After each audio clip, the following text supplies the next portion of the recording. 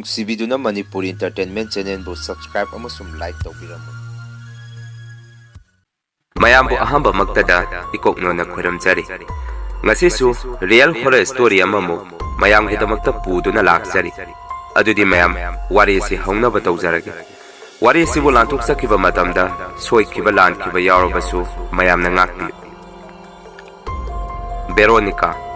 ꯕꯦꯔꯣꯅꯤꯀꯥ ꯍꯥꯏꯔꯤꯕ ꯃꯃꯤꯡ ꯑꯁꯤ ꯐꯤꯂꯝ ꯑꯃꯒꯤ ꯃꯃꯤꯡꯅꯤ꯫ ꯐꯤꯂꯝ ꯑꯁꯤ ꯔꯤꯌꯦꯜ ꯍꯣꯔꯔ ꯁ꯭ꯇꯣꯔꯤ ꯍꯥꯏꯕꯗꯤ ꯅꯨꯄꯤ ꯃꯆꯥ ꯑꯃꯗ ꯑꯁꯦꯡꯕ ꯑꯣꯏꯅ ꯊꯣꯛꯈꯤꯕ ꯋꯥꯔꯤ ꯑꯃꯗ ꯕꯦꯁ ꯇꯧꯗꯨꯅ ꯅꯝꯈꯤꯕ ꯕꯨꯠꯀꯤ ꯐꯤꯂꯝ ꯑꯃꯅꯤ꯫ ꯑꯗꯨꯒ ꯐꯤꯂꯝ ꯑꯁꯤꯅ ꯔꯤꯂꯤꯁ ꯇꯧꯈꯤꯕ ꯆꯍꯤꯅ 2017ꯒꯤ ꯑꯥꯒꯁꯇꯅꯤ꯫ ꯑꯁꯨꯝꯅ ꯕꯦꯔꯣꯅꯤꯀꯥ ꯍꯥꯏꯗꯅ ꯈꯪꯅꯔꯤꯕ ꯅꯨꯄꯤ ꯃꯆꯥ ꯑꯁꯤꯒꯤ ꯃꯃꯤꯡ ꯑꯁꯦꯡꯕꯗ ꯁ꯭ꯇꯦꯐꯦꯅꯤꯌꯥ ꯒꯨꯏꯇꯥꯔꯤꯁ ꯂꯥꯖꯥꯔꯣ ꯍꯥꯏꯔꯒ ꯈꯪꯅꯩ꯫ ꯇꯁꯦꯡꯅꯃꯛꯀꯤꯗꯤ ꯅꯨꯄꯤ ꯃꯆꯥ ꯑꯁꯤ 1991ꯗ ꯁꯤꯈꯤ꯫ ꯑꯁꯨꯝꯅ ꯁ꯭ꯇꯦꯐꯦꯅꯤꯌꯥ ꯍꯥꯏꯔꯤꯕ ꯅꯨꯄꯤ ꯃꯆꯥ ꯑꯁꯤ ꯄꯤꯛꯂꯤꯉꯩꯗꯒꯤ ꯃꯁꯥꯗ ꯑꯐꯠꯇꯕ ꯊꯋꯥꯏ ꯑꯃꯅ ꯃꯍꯥꯛꯄꯨ ꯁꯦꯟꯅꯗꯨꯅ ꯂꯥꯛꯈꯤ꯫ ꯃꯥꯒꯤ ꯃꯆꯤꯟ ꯃꯅꯥꯎꯁꯨ ꯑꯍꯨꯝꯅꯤ, ꯁ꯭ꯇꯦꯐꯦꯅꯤꯌꯥꯒ ꯄꯥꯔꯒ꯫ ꯁ꯭ꯇꯦꯐꯦꯅꯤꯌꯥ ꯄꯤꯛꯂꯤꯉꯩꯗꯒꯤ ꯑꯉꯥꯎꯕꯤ ꯅꯨꯄꯤ ꯃꯆꯥ ꯑꯃꯒꯨꯝ ꯍꯧꯔꯛꯈꯤ꯫ ꯃꯇꯝ ꯄꯨꯝꯕꯗ ꯃꯇꯣꯝꯗ ꯂꯩꯕꯁꯨ ꯌꯥꯝꯅ ꯄꯥꯝꯃꯤ꯫ ꯑꯗꯨꯒ ꯃꯥꯒꯤ ꯏꯃꯨꯡꯒꯤ ꯃꯤꯑꯣꯏꯁꯤꯡ ꯎꯗ꯭ꯔꯤꯉꯩ ꯃꯇꯝꯗꯁꯨ ꯃꯇꯣꯝꯗ ꯑꯃꯝꯕ ꯀꯥ ꯑꯃꯗ ꯆꯪꯗꯨꯅ ꯀꯅꯥꯒꯨꯝꯕ ꯃꯁꯛ ꯎꯕ ꯉꯝꯗꯕ ꯊꯋꯥꯏ ꯑꯃꯒꯁꯨ ꯋꯥꯔꯤ ꯁꯥꯅꯗꯨꯅ ꯍꯦꯛ ꯍꯦꯛ ꯂꯩ꯫ ꯑꯁꯤꯒꯨꯝꯂꯕ ꯁ꯭ꯇꯦꯐꯦꯅꯤꯌꯥꯒꯤ ꯃꯌꯥꯝꯒ ꯃꯥꯟꯅꯗꯕ ꯑꯀꯤꯕ ꯃꯇꯧꯁꯤꯡ ꯑꯁꯤ ꯄꯤꯛꯂꯤꯉꯩꯗꯒꯤ ꯁꯨꯞꯅꯇꯪꯒꯤ ꯃꯥꯒꯤ ꯃꯆꯤꯟ ꯃꯅꯥꯎ ꯑꯅꯤꯗꯨꯈꯛ ꯈꯪꯂꯝꯃꯤ꯫ ꯃꯃꯥ ꯃꯄꯥꯁꯨ ꯈꯪꯂꯝꯗꯦ꯫ ꯑꯗꯨꯕꯨ ꯅꯣꯡꯃꯗꯤ ꯁ꯭ꯇꯦꯐꯦꯅꯤꯌꯥꯅ ꯄꯤꯛꯂꯤꯉꯩ ꯃꯇꯝꯗ ꯃꯈꯣꯏꯒꯤ ꯌꯨꯝꯗ ꯃꯄꯥ ꯃꯃꯥꯅ ꯃꯈꯣꯏꯒ ꯇꯤꯟꯅꯕ ꯃꯤꯑꯣꯏ ꯈꯔ ꯆꯥꯛ ꯀꯧꯔꯝꯃꯤ꯫ ꯃꯇꯝ ꯑꯗꯨꯗ ꯃꯈꯣꯏꯒꯤ ꯃꯌꯨꯝꯗ ꯂꯥꯛꯏꯕ ꯃꯄꯥꯒꯤ ꯃꯃꯥꯟꯅꯕ ꯑꯃꯅ ꯁ꯭ꯇꯦꯐꯦꯅꯤꯌꯥꯒꯤ ꯃꯄꯥꯗ ꯑꯁꯨꯝꯅ ꯍꯥꯏꯔꯝꯃꯤ, "ꯚꯥꯏ, ꯑꯩ ꯉꯁꯤꯗꯤ ꯊꯋꯥꯏ ꯌꯥꯝꯅ ꯅꯨꯡꯉꯥꯏꯇꯦ꯫ ꯑꯩꯕꯨ ꯄꯤꯛꯂꯤꯉꯩꯗ ꯑꯩꯒꯤ ꯕꯕꯥꯅ ꯑꯩꯒꯤꯗꯃꯛꯇ ꯌꯥꯝꯅ ꯅꯨꯡꯁꯤꯅ ꯁꯥꯕꯤꯈꯤꯕ ꯁꯅꯥꯒꯤ ꯆꯔꯦꯟ ꯃꯔꯤ ꯑꯃ ꯊꯤꯕ ꯐꯪꯈꯤꯗ꯭ꯔꯦ꯫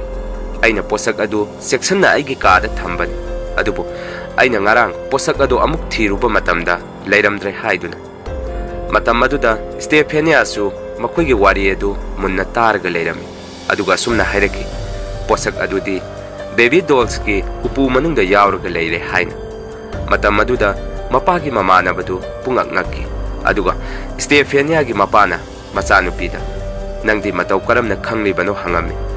ꯃꯗꯨꯗ ꯁ꯭ꯇꯦꯐꯦꯅꯤꯌꯥ ꯀꯔꯤꯁꯨ ꯈꯨꯝꯗꯅ ꯃꯥꯒꯤ ꯀꯥꯗ ꯆꯪꯈꯤ꯫ ꯑꯗꯨꯒ ꯃꯄꯥꯗꯨꯅ ꯑꯃꯨꯛ ꯃꯥꯒꯤ ꯃꯃꯥꯟꯅꯕꯗꯨꯗ, "ꯕꯦꯕꯤ ꯗꯣꯜꯁꯀꯤ ꯎꯄꯨ ꯍꯥꯏꯔꯤꯁꯤ ꯇꯁꯦꯡꯅꯃꯛ ꯅꯪꯒꯤ ꯌꯨꯝꯗ ꯂꯩꯕ꯭ꯔꯥ?" ꯍꯪꯉꯝꯃꯤ꯫ ꯃꯗꯨꯗ ꯃꯃꯥꯟꯅꯕꯗꯨꯅ ꯑꯁꯨꯝꯅ ꯑꯃꯨꯛ ꯈꯨꯝꯃꯛꯈꯤ, "ꯂꯩ꯫ ꯃꯥꯅ ꯕꯦꯕꯤ ꯗꯣꯜꯁꯀꯤ ꯎꯄꯨ ꯍꯥꯏꯔꯤꯁꯤ ꯑꯩꯒꯤ ꯏꯆꯥꯁꯤꯡꯅ ꯄꯤꯛꯂꯤꯉꯩꯗ ꯃꯈꯣꯏꯒꯤ ꯁꯥꯟꯅꯄꯣꯠꯁꯤꯡ ꯑꯗꯨ ꯍꯥꯞꯇꯨꯅ ꯊꯝꯕ ꯎꯄꯨ ꯑꯃꯅꯤ꯫ ꯑꯗꯨꯕꯨ ꯑꯩꯗꯤ ꯊꯥꯖꯗꯦ ꯎꯄꯨ ꯑꯗꯨꯗ ꯑꯩꯒꯤ ꯁꯅꯥꯒꯤ ꯆꯔꯦꯟ ꯑꯗꯨ ꯌꯥꯎꯔꯝꯒꯅꯤ ꯍꯥꯏꯕ꯫ ꯑꯩꯅ ꯉꯛꯂꯤꯕꯗꯤ ꯅꯪꯒꯤ ꯅꯆꯥꯅꯨꯄꯤꯅ ꯃꯇꯧ ꯀꯔꯝꯅ ꯈꯪꯂꯤꯕꯅꯣ? ꯐꯔꯦ, ꯑꯗꯣ ꯑꯩ ꯍꯣꯔꯦꯟ ꯌꯨꯝꯗ ꯍꯜꯂꯒ ꯑꯃꯨꯛ ꯊꯤꯔꯒꯦ" ꯍꯥꯏꯔꯝꯃꯤ꯫ ꯑꯁꯨꯝꯅ ꯁ꯭ꯇꯦꯐꯦꯅꯤꯌꯥꯒꯤ ꯃꯄꯥꯒꯤ ꯃꯃꯥꯟꯅꯕꯗꯨꯅ ꯃꯌꯨꯝꯗ ꯍꯦꯛ ꯍꯜꯂꯛꯄꯒ ꯉꯁꯥꯏ ꯁ꯭ꯇꯦꯐꯦꯅꯤꯌꯥꯅ ꯍꯥꯏꯔꯛꯈꯤꯕ ꯃꯥꯒꯤ ꯃꯌꯨꯝꯗ ꯂꯩꯕ ꯕꯦꯕꯤ ꯗꯣꯜꯁꯀꯤ ꯎꯄꯨ ꯑꯗꯨ ꯍꯥꯡꯇꯣꯛꯇꯨꯅ ꯌꯦꯡꯉꯝꯃꯤ꯫ ꯃꯗꯨꯗ ꯑꯉꯛꯄ ꯃꯇꯧ ꯑꯃꯗ ꯃꯥꯒꯤ ꯃꯥꯡꯈ꯭ꯔꯕ ꯁꯅꯥꯒꯤ ꯆꯔꯦꯟ ꯃꯔꯤ ꯑꯗꯨ ꯌꯥꯎꯗꯨꯅ ꯂꯩꯔꯝꯃꯤ꯫ ꯃꯗꯨꯗ ꯃꯁꯥꯃꯛꯁꯨ ꯄꯨꯡꯉꯛ ꯉꯛꯆꯈꯤ꯫ ꯑꯗꯨꯒ ꯁ꯭ꯇꯦꯐꯦꯅꯤꯌꯥꯒꯤ ꯃꯄꯥꯗ ꯀꯣꯜ ꯇꯧꯔꯝꯃꯤ꯫ ꯑꯗꯨꯒ ꯍꯥꯏꯔꯝꯃꯤ, "ꯅꯪꯒꯤ ꯅꯆꯥꯅꯨꯄꯤꯅ ꯉꯁꯥꯏ ꯍꯥꯏꯈꯤꯕ ꯋꯥꯐꯝꯗꯣ ꯑꯁꯦꯡꯕꯃꯛꯀꯤ ꯎꯄꯨ ꯑꯗꯨꯗ ꯑꯩꯒꯤ ꯆꯔꯦꯟ ꯃꯔꯤ ꯑꯗꯨ ꯌꯥꯎꯔꯒ ꯂꯩꯔꯝꯃꯤ" ꯍꯥꯏꯗꯨꯅ꯫ ꯇꯥꯟꯖꯥ ꯑꯗꯨꯗ ꯁ꯭ꯇꯦꯐꯦꯅꯤꯌꯥꯒꯤ ꯃꯄꯥꯁꯨ ꯃꯆꯥꯅꯨꯄꯤꯒꯤ ꯃꯇꯧ ꯑꯗꯨꯗ ꯄꯨꯡꯉꯛ ꯉꯛꯈꯤ꯫ ꯃꯗꯨꯒꯤ ꯃꯇꯨꯡꯗꯒꯤ ꯅꯣꯡꯃ ꯑꯍꯤꯡ ꯅꯨꯃꯤꯗꯥꯡ ꯑꯃꯗꯁꯨ ꯁ꯭ꯇꯦꯐꯦꯅꯤꯌꯥꯒꯤ ꯀꯥꯗ ꯃꯄꯥꯅ ꯆꯪꯂꯨꯕ ꯃꯇꯝꯗ ꯁ꯭ꯇꯦꯐꯦꯅꯤꯌꯥ ꯃꯥꯒꯤ ꯀꯥꯒꯤ ꯊꯣꯡꯅꯥꯎ ꯑꯗꯨꯒꯤ ꯃꯄꯥꯗ ꯐꯝꯗꯨꯅ ꯀꯅꯥꯒꯨꯝꯕ ꯃꯁꯛ ꯎꯗꯕ ꯃꯤꯑꯣꯏ ꯑꯃꯒ ꯋꯥꯔꯤ ꯁꯥꯗꯨꯅ ꯂꯩꯔꯝꯃꯤ꯫ ꯇꯥꯟꯖꯥ ꯑꯗꯨꯗ ꯁ꯭ꯇꯦꯐꯦꯅꯤꯌꯥꯒꯤ ꯃꯄꯥꯅ ꯃꯆꯥꯅꯨꯄꯤꯗ, "ꯏꯕꯦꯝꯃ, ꯅꯪꯒ ꯋꯥꯔꯤ ꯁꯥꯅꯔꯤꯗꯨ ꯀꯅꯥꯅꯣ?" ꯍꯥꯏꯗꯨꯅ ꯆꯪꯁꯟꯗꯨꯅ ꯍꯪꯉꯝꯃꯤ꯫ ꯃꯗꯨꯗ ꯁ꯭ꯇꯦꯐꯦꯅꯤꯌꯥꯅ ꯑꯁꯨꯝꯅ ꯈꯨꯝꯃꯛꯈꯤ, "ꯕꯕꯥ, ꯅꯪ ꯑꯩꯒꯤ ꯀꯥꯗ ꯅꯨꯃꯤꯗꯥꯡꯁꯤꯗ ꯆꯪꯉꯛꯂꯤꯕꯁꯤ ꯀꯔꯤꯒꯤꯅꯣ? ꯃꯊꯪꯗꯗꯤ ꯑꯃꯨꯛ ꯍꯟꯅ ꯑꯩꯒꯤ ꯀꯥꯗ ꯆꯪꯉꯛꯀꯅꯨ꯫ ꯅꯨꯃꯤꯗꯥꯡ ꯑꯊꯦꯡꯕꯗ ꯃꯥꯅ ꯕꯕꯥꯕꯨ ꯁꯥꯎꯕ ꯍꯧꯈ꯭ꯔꯒꯗꯤ ꯑꯩꯉꯣꯟꯗ ꯃꯥꯅ ꯏꯟꯁꯤꯜꯂꯛꯇꯨꯅ ꯕꯕꯥꯕꯨ ꯍꯥꯠꯂꯣ ꯍꯥꯏꯔꯛꯀꯅꯤ꯫ ꯑꯗꯨꯅ ꯕꯕꯥ, ꯅꯪ ꯆꯪꯉꯛꯀꯅꯨ" ꯍꯥꯏꯔꯛꯈꯤ꯫ ꯋꯥꯐꯝ ꯑꯗꯨꯗ ꯁ꯭ꯇꯦꯐꯦꯅꯤꯌꯥꯒꯤ ꯃꯄꯥꯁꯨ ꯄꯨꯡꯉꯛ ꯉꯛꯈꯤ꯫ ꯑꯗꯨꯒ ꯃꯆꯥꯅꯨꯄꯤꯒꯤ ꯃꯇꯧ ꯑꯗꯨꯗ ꯃꯁꯥꯗ ꯑꯀꯤꯕ ꯑꯃꯁꯨ ꯐꯥꯎꯔꯝꯃꯤ꯫ ꯑꯁꯨꯝꯅ ꯃꯇꯝ ꯈꯔ ꯂꯩꯔꯒꯗꯤ ꯁ꯭ꯇꯦꯐꯦꯅꯤꯌꯥ ꯑꯉꯛꯄ ꯑꯀꯤꯕ ꯃꯇꯧ ꯀꯌꯥ ꯑꯃ ꯎꯊꯣꯔꯛꯄ ꯍꯧꯔꯛꯈꯤ꯫ ꯃꯥꯒꯤ ꯃꯆꯤꯟ ꯃꯅꯥꯎꯅ ꯇꯨꯝꯂꯤꯉꯩꯗꯁꯨ ꯅꯨꯃꯤꯗꯥꯡꯗ ꯃꯈꯧꯔꯤ ꯃꯦꯜꯂꯛꯄ amadi phamungi kangdon makhada sangduna kanaguma miyoy amaga wari watai saba asiguma kaya ama magi mataw aduda magi machin manaw su kiduna mapa mamada wari kaya ama lirami madugi matungdagi Stephania bu mama mapana hospital da puduna doktor amada yenghalami matam aduda doktor aduna Stephania bu masa paiduna hek yenge tawrokpada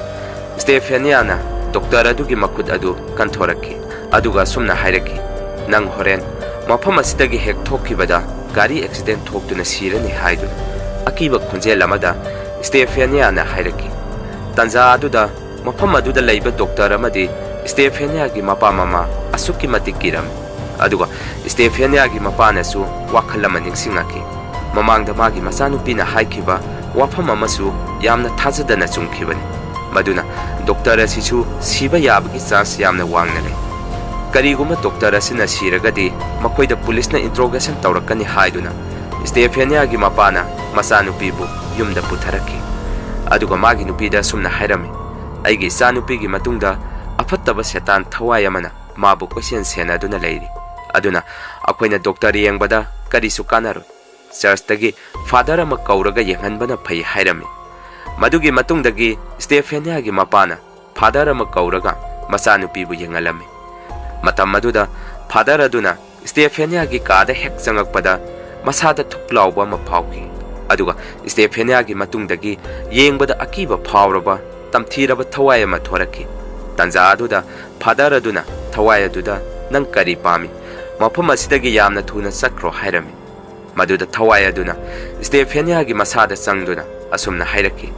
ai nangna tandrabasu chatlani adubu nupi masa asina inkhalakpi leisabi phara aba matamda ai magi masada mapung phana changaktuna magi thawai asibu apattaba thawai ama olangani hairamduna thawai adu Stephania gi masada gi chongthoki matam aduda father na Stephania gi mapa mamada asumna hairami karigumba angang asina inkhalakpa leisabi pharaba matam phau aina karigumba hingduna leiragadi nakhoi gi nanakta ai amuk laki tawbadabu aina ahal osilaktuna sikhiba thoklabadi nakhoi angang asi father amaga kumna tanaduna thawai asina amuk sangba ngamdana ba honau hairamduna father adu chatki aduga Stephania su magi hanagi akiba matawsing adu loina phakira asumna chahi 10 muk khawkhraba matung Stephania su leisabi pharami aduba nongmadi Stephania gi mamana masanupi gi kadagi lightin but bread sanabagi polamsing khara phangami matam aduda Stephania gi mamana magi nupada wari tamami isanupi gi kada kari karino akiba polam kaya ama lehawi haidun maduda Stephania gi mapana sumna khumaki kari su oiramoida haujikti ai gi isanupi se gyan yamna tarabani magi college ki practical tawnaba khusu khulaising oirangani nang kari mata pakhat kanu hairam asumna muk nong nini leiraba matung nongma hing numidang amada Stephania gi kadagi akiba khunjelama yamna kanna nongrakki matam aduda Stephania gi mapana masanupi gi kada sangduna yengami maduda Stephania na mamangda mana piklingai da tawramba mataw adugumna magi kagi thongnaw mayada phamduna kanagumba miyoy amaga wari saduna leirami aduga mapada yamna sauna mamaya do onthorokduna yengaki tanja aduda Stephania gi mapasu khangba ngamami apattaba thawai aduna Stephania bu amuk lawba laklai haiba madudagi Stephania gi mapana nonghek kanbaga mamangda magi masanupi bu yengbikhiba father adu unaba chalami aduba father adudi ahal loiduna sikre hairaki madudagi Stephania gi mapasu masada pakhatpa amaga loinana church aduda phamduna kapami tanja aduda church adudagi nupa ama thorakduna asumna hairaki nang Stephania gi mapara haiduna maduda Stephania gi mapasu mani khumami maduda nupa aduna sumna hairaki nang karimata waganu laikhidraba father aduna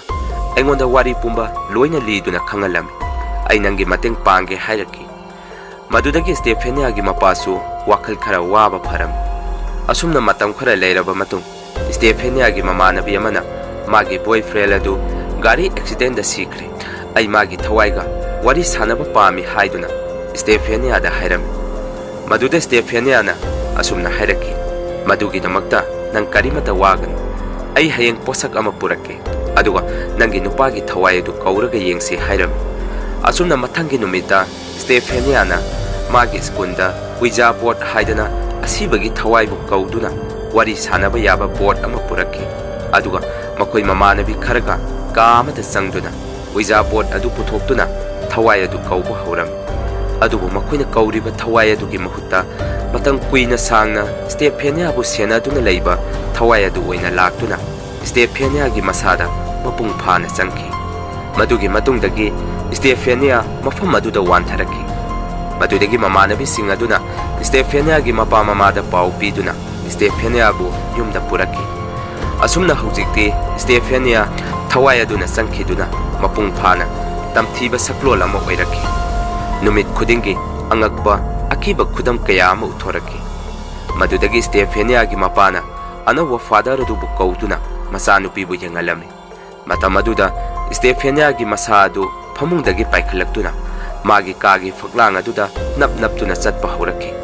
maduda father aduna laigi oiba holy water ama saisanduna yamna wana phana bu honarami adubu kaya thoidokna kana ba haibada oiramdi madudagi father aduna asumna hairaki aichu hojikti kari tawgadabano khangdre ai atopa father khara pullaga nangi yum masida plake haramduna father adu chu satki adubu numit adugi numidangda Stephania akiba saklol ama lauduna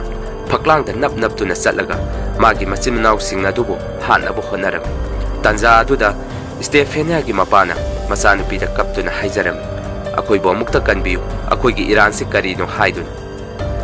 madugi matungdagi Stephania gyan tadana masadu lektharaki madudagi Stephania bu doctor da pukhalami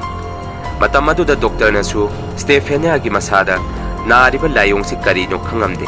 asumna Stephania na hospital da hapta ama muklerama ba matung maram ilei leitana Stephania siki madugi matungdagi magi asiba haksang adusu postmortem tawbada result karisu phangangkide doctor singsu thodok atuda pungakngaki asumna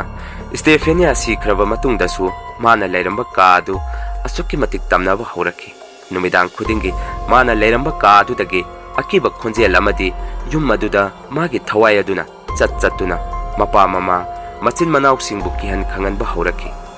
madudagi Stephania gi mapana upai lemandabadagi police ta pau pirami police sing adusu Stephania gi kada hek sanglubada akiba khudam sangeng mayam ama uba phangami